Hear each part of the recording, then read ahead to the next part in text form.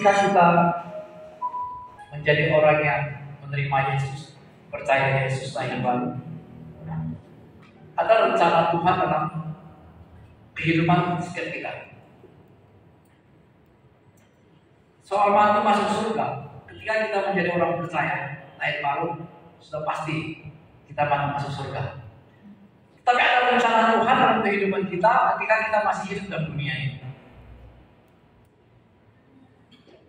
Rencana Tuhan yang pertama adalah Dia ingin kita serupa segambar dengan Dia. Tapi untuk menjadi serupa dan segambar dengan Dia, itu tidak bisa dengan upaya manusiawi kita. Secara manusiawi kita tidak mungkin bisa serupa segambar dengan Dia. Kita bisa serupa dan segambar Dia, itu karena anugerah, karena kasih karunia-Nya. Karena kita percaya semua karena anugerahnya, semua karena kasih karunia-Nya, sehingga kita bisa serupa segambar dengan Dia.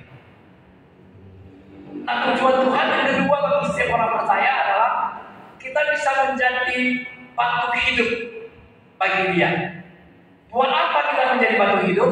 Supaya kita bisa dijadikannya menjadi pembangunan bait Allah, menjadi rumahnya. Jadi kita orang manusia yang dipakai Tuhan yang menjadi batu hidup. Kita adalah batu hidup. Untuk apa? Cuma satu tujuan, untuk membangun rumah Tuhan. Jadi marilah kita menjadi batu hidup untuk pembangunan rumah Tuhan. Jadi tidak sekedar kita hanya menjadi percaya untuk menyembah Tuhan, tapi inti dari ujung ending semua penyelesaiannya adalah ketika kita masuk di dunia ini, kita ingin jadikan hidup kita menjadi batu hidup untuk pembangunan rumah Tuhan. Kita terlibat di dalamnya. Nah, kita serahkan kehidupan anak kita, generasi di bawah kita. Mereka memberi diri mereka untuk menjadi batu hidup. Ada anak sekolah bilang, jadikan aku menjadi batu hidup. Jadi sekolah. Pakaian menjadi batu hidup untuk pembangunan rumah. Kita dedikasi anak-anak kita agar dipakai Tuhan untuk pembangunan tubuh Kristus. Yuk kita baca firman Tuhan. Mari kita baca bersama-sama. 3, 2, 1. Dan biarlah kamu juga dipergunakan sebagai batu hidup untuk pembangunan suatu rumah rohani bagi suatu imamat kudus, untuk mempersembahkan persembahan rohani yang karena Yesus Kristus berkenan kepada. Jadi Alkitab telah memesankan kepada kita, biarlah kita dipergunakan sebagai batu hidup untuk pembangunan sebuah rumah rohani. Karena kita sebagai orang percaya, begitu kita percaya kepada Yesus, kita terima Dia sebagai Tuhan dan Juru Selamat, kita bukan debu tanah lagi. Kita adalah batu, dan kita adalah batu hidup. Kita bukan debu tanah lagi. Kalau kita masih menganggap diri kita debu tanah, kita begitu lemah, kita begitu tidak berdaya. Tapi Alkitab katakan ketika kita menjadi orang percaya, kita adalah batu hidup. Dan bahkan kita ingin menjadi batu hidup. Bukan sekedar batu, tapi batu hidup yang bisa dipakai Tuhan untuk Dia pakai di pembangunan rumahnya. Next, yuk kita baca bersama-sama lagi. 3, 2, 1 ya. Dengarkanlah aku, hai kamu yang mengejar apa yang benar, hai kamu yang mencari Tuhan. Pandanglah gunung batu itu, daripadanya lah kamu terpahat, dan kepada lubang penggalan batu yang daripadanya lah kamu tergantung. Alkitab Yesaya berseru kepada kita, hai dengarkanlah kamu hai orang yang mengejar apa yang benar. Siapakah orang-orang yang mengejar apa yang benar? Orang yang percaya Yesus. Kitalah orang-orang yang sedang mengejar apa yang benar, dan kita juga orang yang sedang mencari Tuhan. Jadi orang yang sedang mengejar Tuhan, orang yang sedang mengejar kebenaran, orang yang sedang mencari Tuhan. Sumbernya dari mana?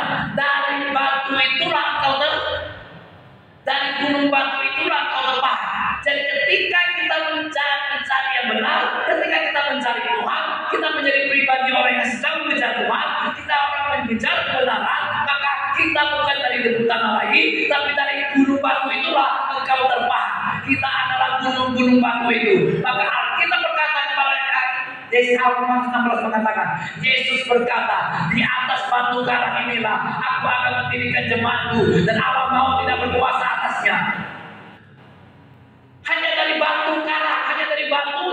pembangunan terjadi, maka Allah mau tidak berkuasa atasnya. Bukan dari bumi tanah. Ketika Musa membangun bait Allah di padang gurun, semua detailnya Tuhan yang kasih desain. Lalu Tuhan membuat desain pembangunan bait suci yang dibangun oleh Salomo. Daud menulis secara persis ukurannya, bahan-bahannya, semua dia tulis secara lengkap. Tapi Daud tidak bisa membangun bait Allah karena tangannya penuh dengan darah. Lalu Salomo lah yang membangun bait Allah.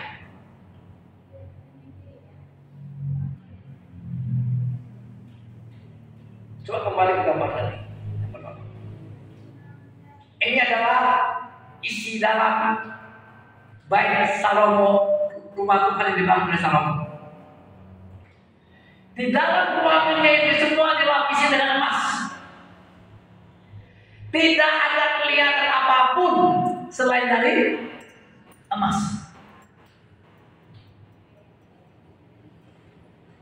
Tapi di dalam emas, di balik emas, ada kayu aras. Di balik kayu aras ada batu. Kalau dilihat dari dalam, yang kelihatan adalah semua emas. Kalau lihat dari luar, yang kelihatan adalah batu.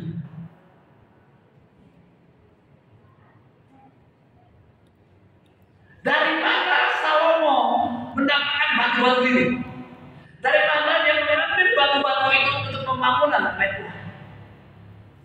Persis Tuhan bilang sama Daud bahwa pembangunan bait Allah ini harus dimulai dari dasar-dasarnya, harus dibangun dengan batu, bukan tanah. Nah sekarang di perjanjian baru, dan batu-batu itu adalah kita. Bilang sama saya, batu-batu itu adalah saya. 3, 2, 1. Dan saya mau jadi batu hidup untuk pembangunan rumah Tuhan.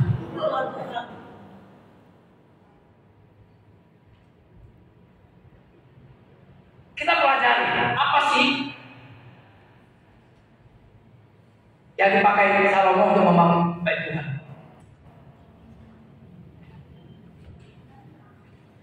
Dan raja Salomo dan raja memerintah supaya mereka melukis batu yang besar, batu yang mahal-mahal untuk membuat dasar rumah itu dari batu pahat. Maka tukang-tukang Salomo dan tukang-tukang Hiram serta orang-orang Gemar memahat dan menyediakan kayu dan batu untuk mendirikan rumah. Ketika bait suci mau dibangun, yang pertama kali dipersiapkan adalah batu. Lalu Salomo pergi memanggil orang untuk pergi mencari batu. Yang namanya mencari batu pasti itu di gua-gua, di gunung-gunung batu, di tempat-tempat kegelapan. Hal yang sama ketika Tuhan menemukan kita. Pertama Tuhan menemukan kita ini kotor seperti batu yang kotor. Kita ini ada di dalam kegelapan yang sangat gelap. Tapi ketika batu ini ditemukan, maka batu itu dibawa keluar. Sama halnya ketika kita dari gelap dibawa Tuhan menuju terangnya yang ajaib. Jadi gambaran tentang bait suci yang dibangun oleh Salomo adalah gambaran bait suci yang akan dibangun sekarang. Adalah gambaran Kristus ada di dalamnya, gambaran kita ada di dalamnya, gambaran kemuliaan Allah ada di dalamnya. Karena pembangunan bait suci yang dibangun pada Allah yang dibangun oleh Salomo itu benar-benar penuh dengan kemuliaan. Karena Salomo adalah orang terkaya yang belum pernah ada sebelum Salomo dan sejuta sesudah Salomo. Dengan kekayaannya itulah dia membangun bait Allah.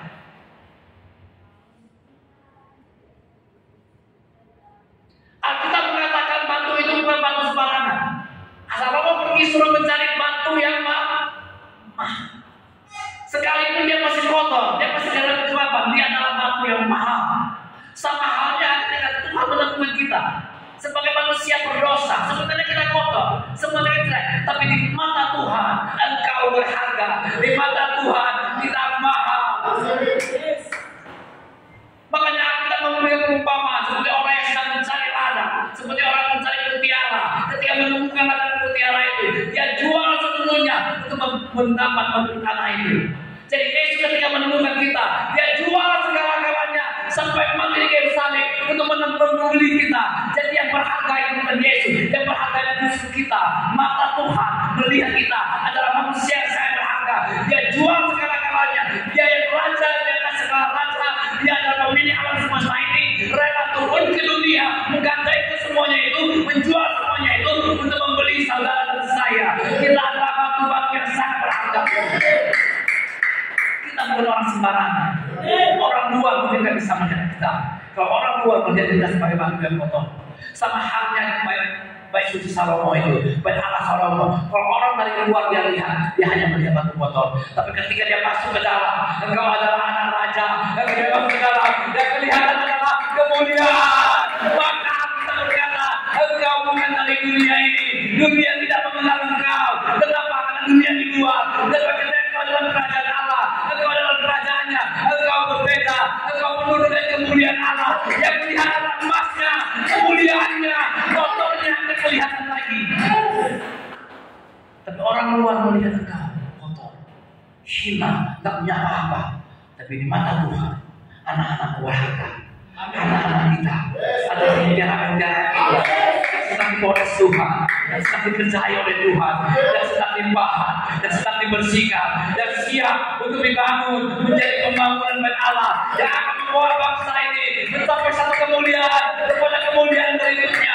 Semuanya itu hanya berawal dari sebuah batu yang kotor. Dunia tidak mengenal engkau, karena engkau bukan berasal dari dunia. Kalau orang melihat banyak Allah selalu kalau dari luar, ya seperti bangunan biasa. Tapi coba kamu lihat di dalamnya, kamu nggak melihat, engkau tidak akan melihat apapun selain emas murni.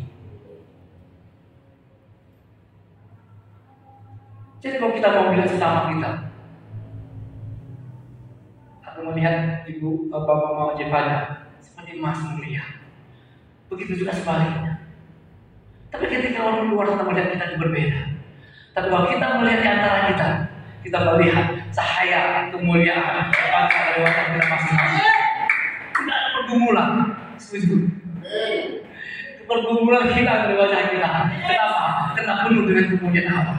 Itulah yang ada kalau kau ada dalam bait Allah yang sama.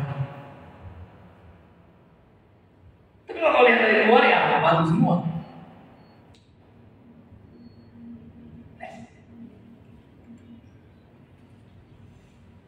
Pada waktu rumah itu didirikan, dipakainya batu-batu yang telah disiapkan di pengalian. Ya. Jadi ketika rumah itu mau dibangun, sebelum rumah itu dibangun, batu-batu di pengalian. Batu itu besar luar biasa sekali. Katanya kira-kira 4,5 meter, 4,5 meter persegi, berarti sangat besar. Lalu batu itu dipukul.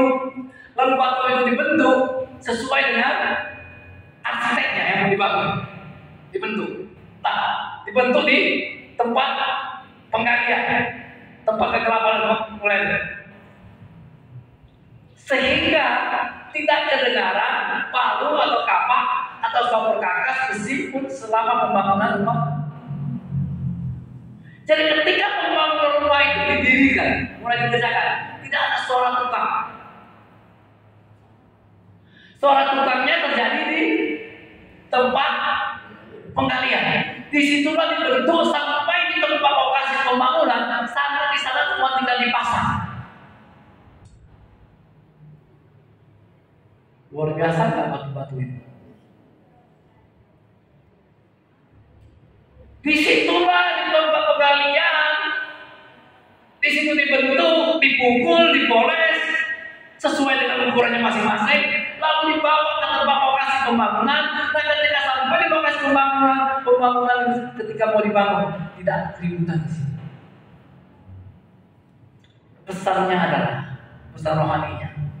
Ketika gereja kita ini mau kita bangun, mari kita bangun bersama-sama. Tapi ingat, jangan ada keributan di dalam. Marilah kita membangunnya dengan senyap. Mari kita membangunnya dengan tenang. Tapi suatu saat tiba-tiba orang berkata, tiba-tiba bangunan itu terjadi, rumah Allah itu terjadi, baik Allah itu terjadi. Ketika orang melihat kita pribadi lepas pribadi, mereka melihat baik Allah. Mereka melihat wajah-wajah penuh dengan kemuliaan. Mereka akan berkata, seperti Eda ketika pernah ada masalah ya, wajahmu selalu tersenyum. Orang akan bertanya, sepertinya kamu nggak pernah ada pergumulan ya. Setiap ketawa kamu ketawa saja. Itulah bait Allah yang dibangun ya. Dan bait Allah itu adalah kita.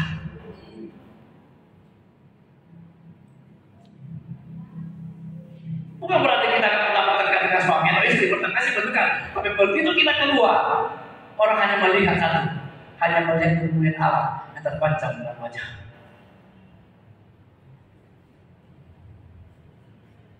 Cara membangunnya adalah ketika mulai pembangunan, jangan ada keributan di situ. Singkirkanlah keributan, singkirkanlah masalah. Marilah pertengahan tahun 2024 ini kita mulai terus membangun bait Allah ini, gereja kita ini.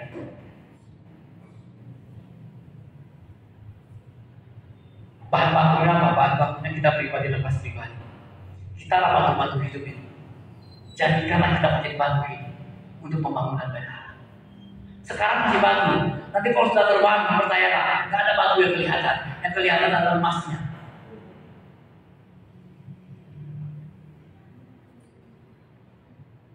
Nggak ada lagi wajah penuh-penuh.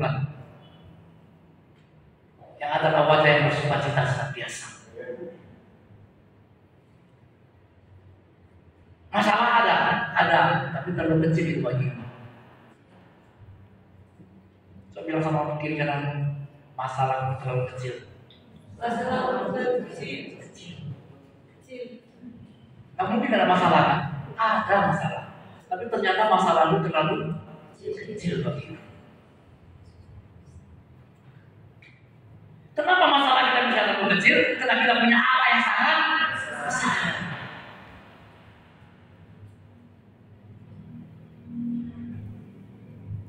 Jadi ketika membangun itu katanya tidak ada suara apapun, enggak ada suara palu, enggak ada suara kapak.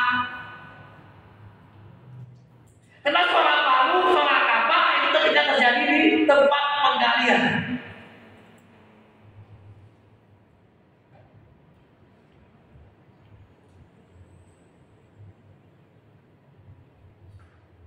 Saya yakin kalau sudah bait Allah itu terbangun nanti,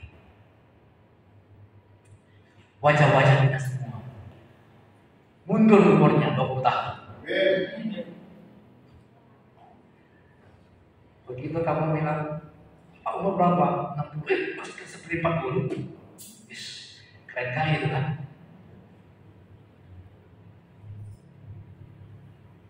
Jangan terbalik-balik. Umur berapa? 40, saya pikir udah 60. Itu terbalik. Kita nggak boleh. Kenapa? Karena kita perlu senyum. Penuh kemuliaan Tuhan. Kapan terjadi? Ketika baik itu selesai bangun. Yang nampak hanya ada kemuliaan, bukan kerut. Kita nggak perlu pakai skincare, tapi mulus. Ya, kalau apa? Siapa? Olive nggak pakai skincare kan? Lama.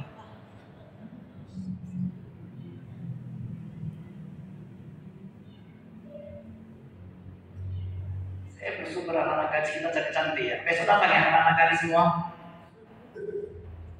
Setidaknya kalian tunjukkanlah kecantikan ini sama mereka semua.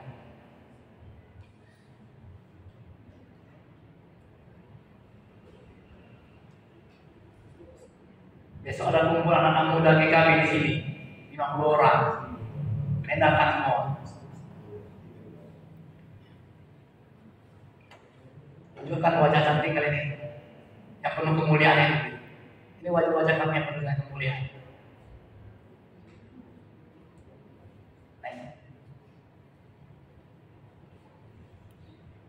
Selesai Salomo mendirikan rumah itu, pertama dia selesai batu bangun, apa yang dia lakukan? Ia lapisi rumah itu dengan papan kayu aras dari lantai sampai ke paru-paru langit-langit, dilapisnya dengan kayu aras. Tetapi lantai rumah itu dilapisnya dengan papan kayu sanopal. Pohon aras adalah pohon yang bisa hidup, pohon itu bisa bergerak. Jadi setelah batu-batu itu dibangun semua, dia lapas. Pertama yang dia lapisi adalah dengan kayu aras dan kayu sanopal. Kayu aras dan kayu sanopal adalah sebuah kayu yang sangat keras. Usianya ratusan tahun. Dia udah sama kayak besi. Kayunya luar biasa. Tak bisa dimakan raya. Jadi yang pertama, lapisan pertama dibangun adalah apa? Yang kedua adalah kayu. Untuk mendapatkan kayu aras yang bisa dilapis, melapisi batu itu, kayu itu harus dibunuh. Kayu itu harus dipotong, dihancurkan. Itu adalah gambaran Yesus yang dimatikan, yang dihancurkan dengan satu tujuan, untuk melindungi kita dari lapisi batu itu, supaya kelihatan tidak kita lagi yang kelihatan. Dia tutupi semua kelemahan kita dengan kayu aras. Jadi ketika kayu aras kita tutupi semuanya dengan kayu aras, tidak ada lagi kelihatan batunya. Semuanya itu terjadi dengan pengorbanan Kristus dan kayu salib. Ketika kau menerima Tuhan dan Juru Selamat sebagai Dia, saatnya kelihatan adalah karya Kristus yang nyata dalam kehidupan kita. Bukan lagi dosa kita, bukan lagi kesalahan kita, bukan lagi pelanggaran kita yang dilihat, tapi saya kita lihat adalah Yesus Kristus yang telah mengorbankan dirinya di kayu salib. Sama ketika pohon aras itu untuk menjadi sebuah papan yang bisa menutupi batu itu, dinding itu kayu pohon aras harus ditebang. Tidak cukup hanya ditebang, itu harus digergaji, dipoles, segala macam dibuat sampai habis-habisan. Itu mengampangkan pengorbanan Kristus di atas kayu salib. Jadi betapa berharganya kita sebagai batu yang hidup ini untuk pembangunan Kristus.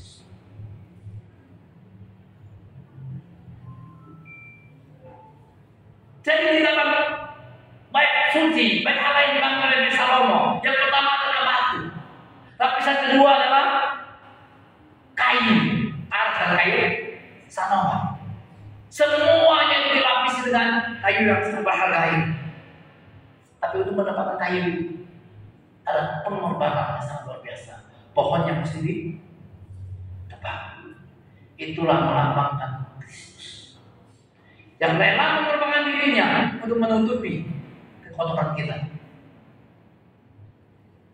Kita yang dari gelap, dia akan keluar menuju terangnya yang ajaib.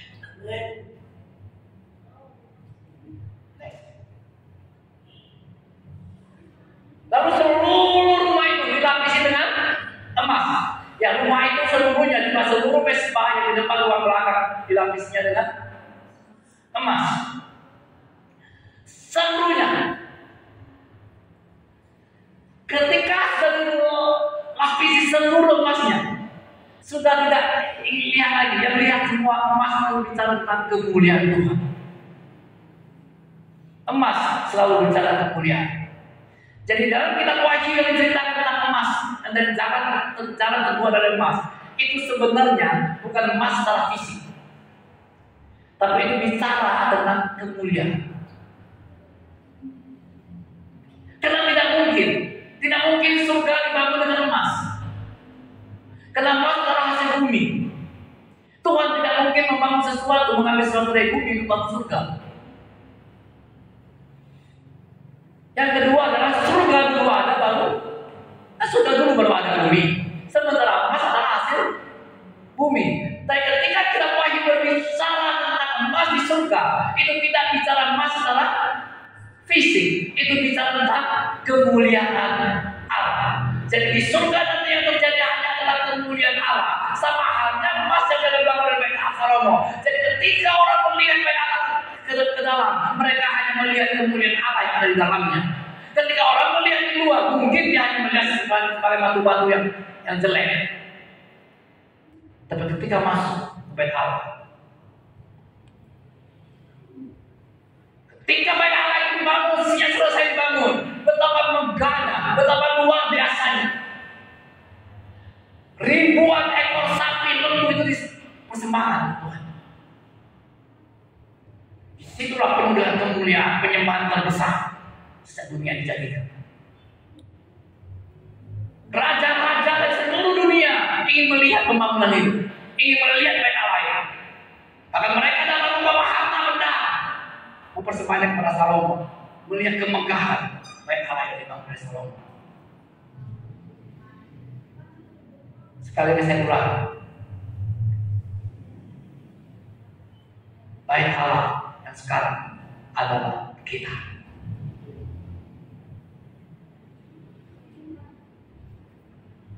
Musa mengepalai rumah untuk pembangunan bait Allah, tapi Kristus sekarang telah menjadi kepala, dan bait Allah itu adalah kita, kata kita Ibrani. Dengan kata lain saya mau katakan, kita sedang dibangun oleh Tuhan.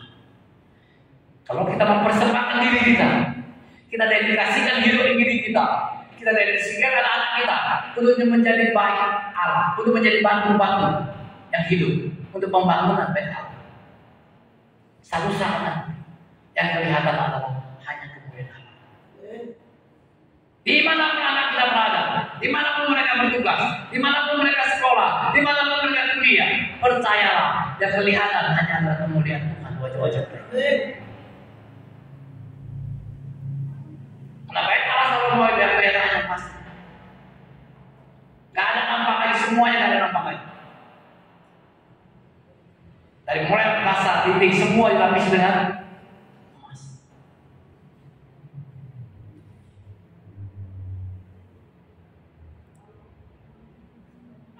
Nampak kok orang yang menurut kemuliaan Tuhan dan orang yang berbuat berat. Dari wajahnya aja nampak. Kadang-kadang uang juga akan menentukan. Ada orang banyak uang, tapi mukanya berkerut terus. Banyak enggak?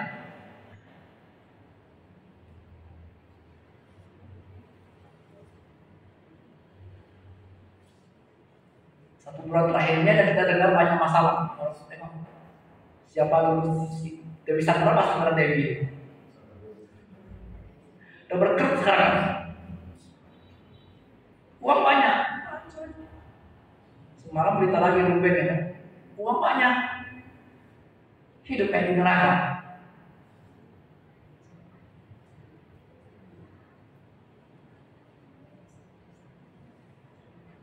Kita mungkin enggak punya kelimpahan yang sangat besar, tapi Alkitab kita selalu hidup cukup.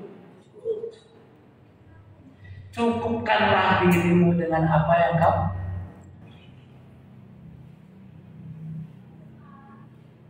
Ya Pak, tapi cukupnya berapa? Cukup itu berapa? Yesus bilang, cukupkanlah dirimu dengan apa yang kau miliki. Lalu cukup itu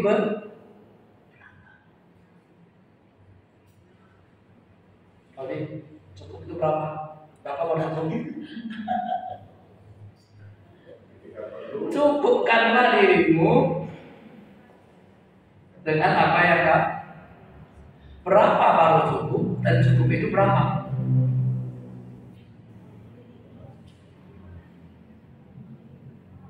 Coba dulu.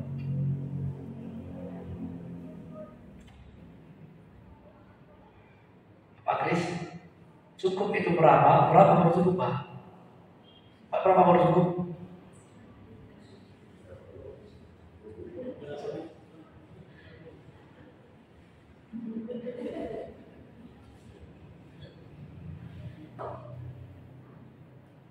Ada orang bayar gaji pembantunya aja 70 juta, cukup.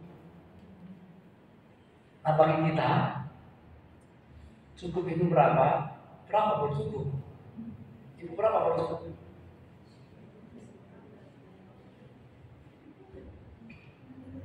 Kalau kita ukur dari uang cukup itu, kita nggak akan pernah cukup.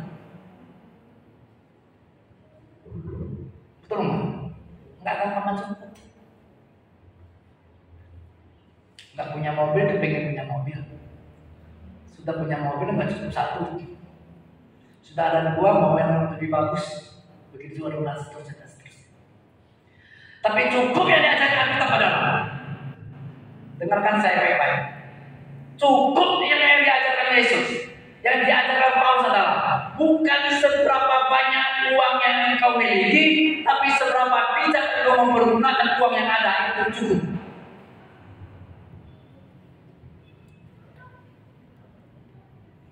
Kalau kita bisa seperti itu, maka wajah kita selalu berseri-seri. Hari ini dapat 3 juta, cukup. Bulan depan dapat 5 juta, cukup juga. Bulan berikutnya dapat 2 juta, cukup juga.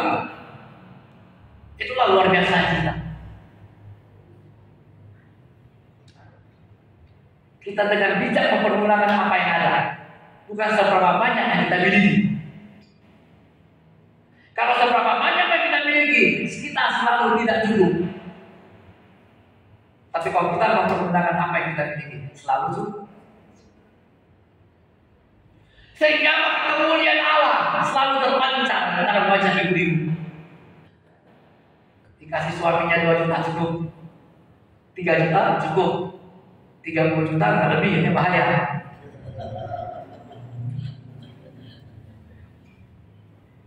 Ibu-ibu nggak susah, kalau dikasih uang keluarnya susah ya. Masuknya gampang, keluarnya susah. Kok kasih itu terasa ya? Terasa kan? Terasa juga kayak gitu ya. Ada baru-baru saya dengar sebuah YouTube cerita tentang yang lucu-lucu. Dia ngomong sama mamanya, sama istrinya, "Ma, nyesal kali aku nabung di bank. Terus aku nabung. Ketika mau ditarik, dikasihnya gitu." Tadi istrinya marah-marah. Di bank mana punya menabung kayak gitu? Mana nggak kayak gitu? Itu nipu namanya itu. Bank mana kau? Dan aku kesana, sama kita kesana, tarik uangmu itu. Enggak dikasihnya. Malah marah-marah dia kalau aku mau tarik. Padahal aku nabung sudah bertahun-tahun. Ketika aku mau tarik, dikasihnya. Enggak ada kayak gitu. Gimana kalau aku kita sama-sama marah-marah? Udah sampai di puncak, istrinya marah-marah. Bank mana rumahnya itu? Istri bank itu jadi. Udah ketahuan mau minta kasihnya lagi dia. Ternyata ibu-ibu baru masuk satu luar ya kan.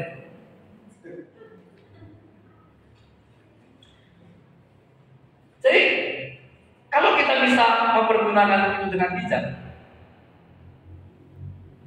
maka saya percaya bahwa kita mulai belajar bisa melihat kemuliaan Allah dan kemuliaan Allah.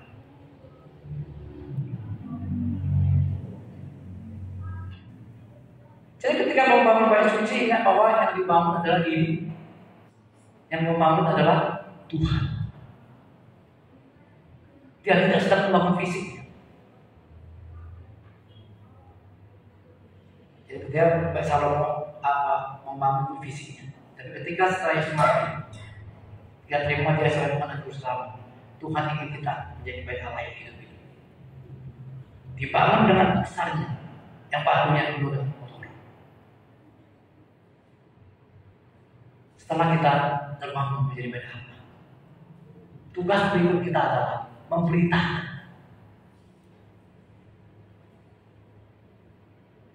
apa yang kita yakini, menceritakan kepada orang apa yang kita yakini. Uang kita butuh, sangat-sangat butuh, tapi bagi kita uang bukan segala-galanya.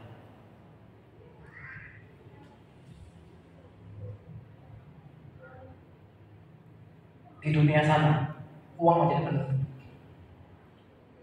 Kamu naik mobil apa, itu sangat menentukan pelayanan. Kamu mau nilai dengan apa tergantung dari mobil apa yang kamu naik. Kartu kredit apa yang kamu pakai, warnanya apa, itu ribu itu sangat menentukan pelayanan orang. Kenapa bagi mereka mau menang segala-galanya?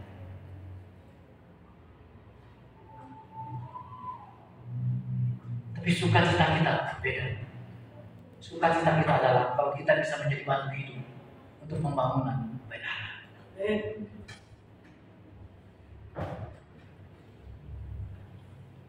Ingat, sekali lagi saya ingatkan, kita bukan dari debu.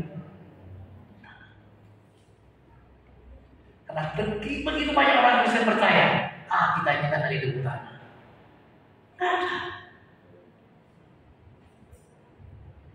Manusia pertama dijadikan Tuhan dari debu tanah. Manusia pertama satu orang aja. Tidak ada. Manusia kedua kan debu tanah lagi, apalagi kita.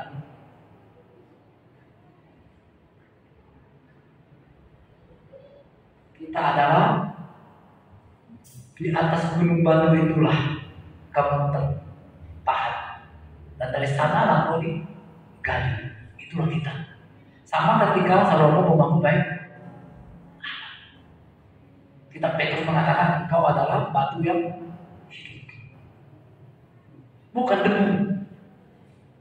Maka gak heran kalau kita debu kita dikejar setan. Karena makanan setan adalah debu. Ular makannya adalah debu. Dikit-dikit setan, dikit-dikit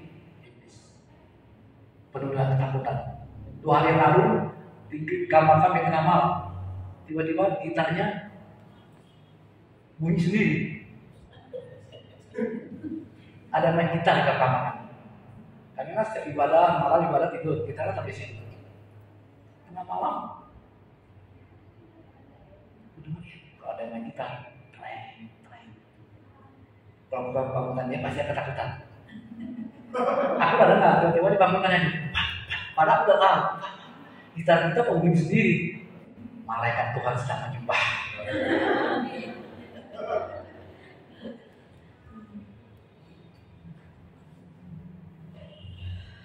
Nggak ada, kalau setan nggak mungkin. Pasti malaikat Tuhan sedang.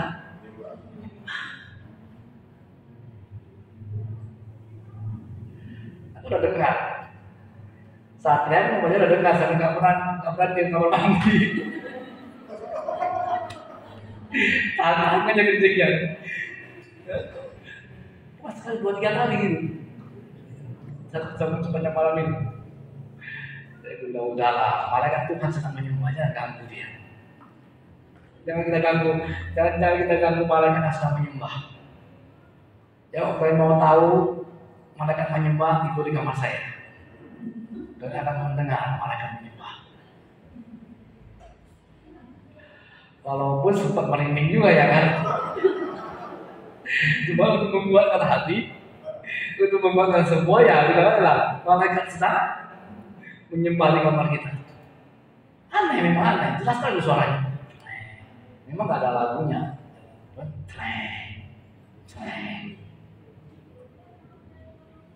Jadi bilang aja lah, malaikat Tuhan sedang menyembah.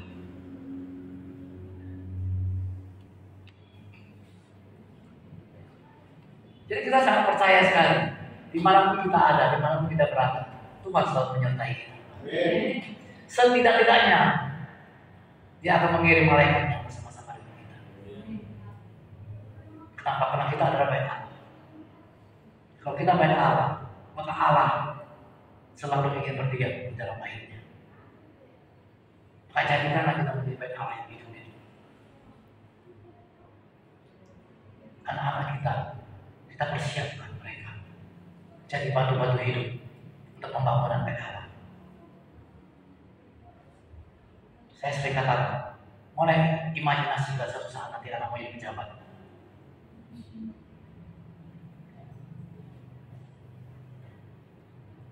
Jangan pikirkan diri kita sekarang. Jangan pikirkan diri kita sekarang. Nanti, karena pembangunan sedang berjalan. Selama kamu menyerahkan dirimu untuk dibangun, menyerahkan anak-anakmu untuk dibangun, biarkan dibangun. Sekarang kamu lihat kamu bukan siapa-siapa, tapi tunggu tangan main. Ketika pembangunan selesai dibangun, kita nanti tiba-tiba terkejut aja ya kan? Situ jadi wali kota loh, ya kan? Ya kan? tiba-tiba bisa jadi bupati Tanakaru. Amin.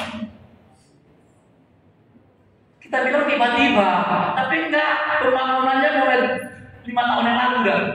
Ini sudah dibangun belum selesai. Selama engkau terus menanamkan diri, Tuhan pakai anak-anak. Mereka telah mempersiapkan dirinya untuk menjadi batu-batu hidup, untuk engkau bangun menjadi baik. Nah, ketika baik ini sudah dibangun, mana kemana pun engkau berada, engkau bawa Tuhan. Tuhan tidak mau mempermalukan dirinya.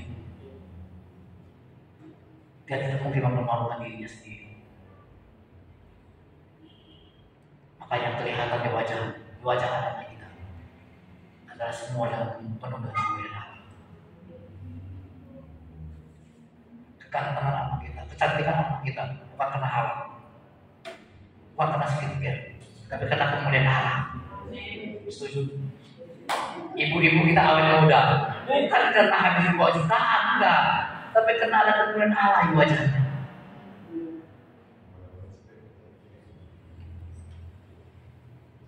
Sadar nggak kalian? Nggak muda betul. Lihat dulu Mama Jivanya, berapa umurnya itu?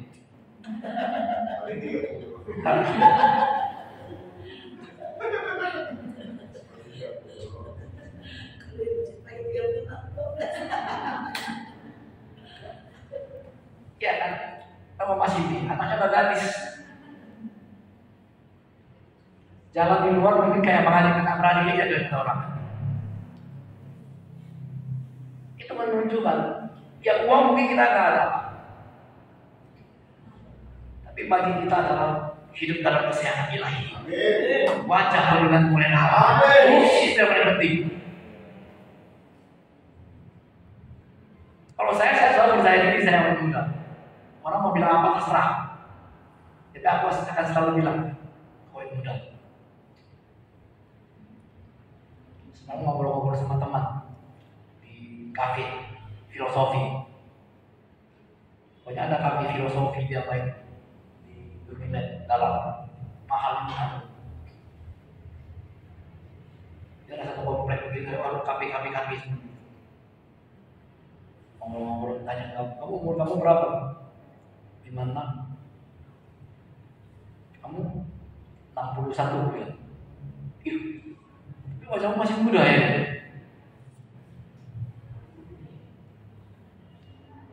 Salahnya cuma satu aja. Mereka selalu tanya, cucu udah berapa? Nah, ini masalah. Cucu udah berapa? Saya bilang, saya boleh kecil masih SD, belum cucunya.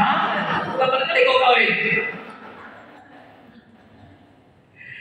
Orang selalu tanya, katanya perempuan 61 yang masih muda ya, cucu sudah berapa ya? Sekolah belum selesai.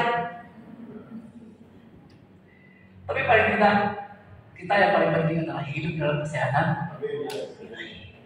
Kalau kita hidup dalam kesehatan ilahi, maka kita tidak membutuhkan kesembuhan ilahi. Orang yang sedang mengejar kesembuhan ilahi adalah dia tidak hidup dalam kesehatan ilahi. Mengapa saudara kayak kita melihat lu bisa siu orang kejar semua? Karena dia tidak hidup dalam kesehatan. Kalau kita hidup dalam kesehatan ilahi, maka kita tidak mengejar kesembuhan ilahi. Orang yang mengejar kesembuhan ilahi, dia tidak sedang hidup dalam kesehatan ilahi. Setuju?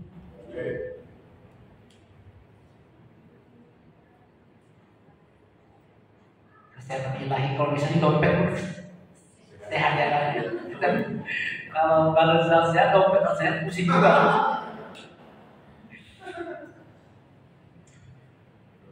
Next. Betapa indahnya kelihatan dari puncak bukit-bukit kedatangan pembawa berita yang mengabarkan berita damai dan memerintahkan kabar baik, yang mengabarkan berita selamat dan berkata kepada Sion, Allah itu Raja. Yesaya mengatakan betapa indahnya kelihatan dari puncak-puncak kedatangan pembawa berita kabar baik. Ketika kita menjadi baik Allah yang hidup telah terjadi, pembangunan terjadi, maka kemana pun engkau pergi, yang kau bawa adalah berita kabar baik. Kamu tidak usul-usul datang, tahu enggak? Tuben semalam cerai. Tahu nggak? Yang kita bawa berita adalah kabar baik. Dan lebih kabar baik tentang kasih karunia Tuhan, tentang kebaikan Tuhan, tentang anugerah Tuhan. Orang di luar sana sekarang membutuhkan itu, membutuhkan kasih Tuhan, membutuhkan anugerah Tuhan. Nah, kabar inilah yang perlu kita sampaikan. Nah, itu ragu masuk kita. Kemana pun kita pergi, mari kita menyampaikan kabar baik. Tidak semua gereja menyampaikan kabar baik.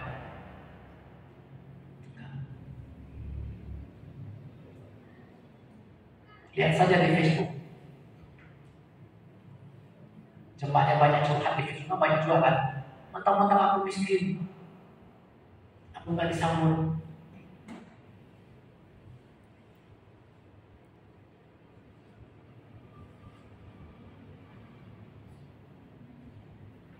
Bicara perburuhan, buah suluk, itu aja terus dibahas. Berilah maka kau akan diberi. Beri sedikit tambah sedikit, beri banyak tambah banyak. Enak aja. Itu bukan kabar baik, itu kabar buruk.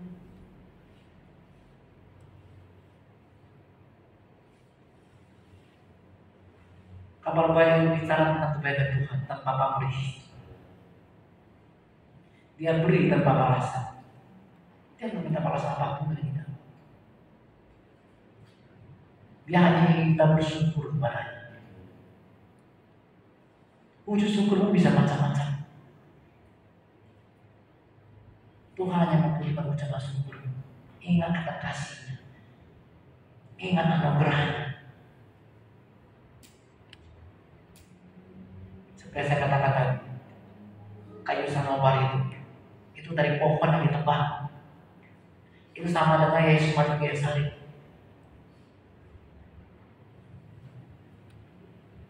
Sama perumpamaan Yesus yang mengatakan orang yang mendapatkan ladang yang berharga itu, mutiara yang berharga itu, dia jual seluruh hartanya untuk mendapatkan mutiara yang ladang itu. Nah, banyak gereja menafsirkan ladang dan mutiara itu adalah Yesus.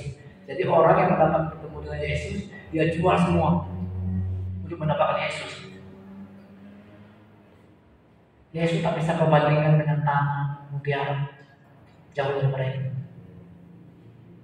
Yang benar adalah Yesus menemukan kita. Kitalah tanah yang berharga itu. Kitalah mutiara yang indah itu. Lalu dia menjual semua, dia rela sampai ke mahkota kerajaan yang ada di surga sampai dia turun ke bumi. Dia korbankan semua untuk mendapatkan kita, sehingga kita bisa menjadi mutiara yang indah. Kita bisa menjadi baiknya yang indah. Jadi pesan Tuhan hari ini adalah, mari kita jadikan kita menjadi benar-benar menjadi batu yang hidup itu. Coba kita baca ulang ayat pertama.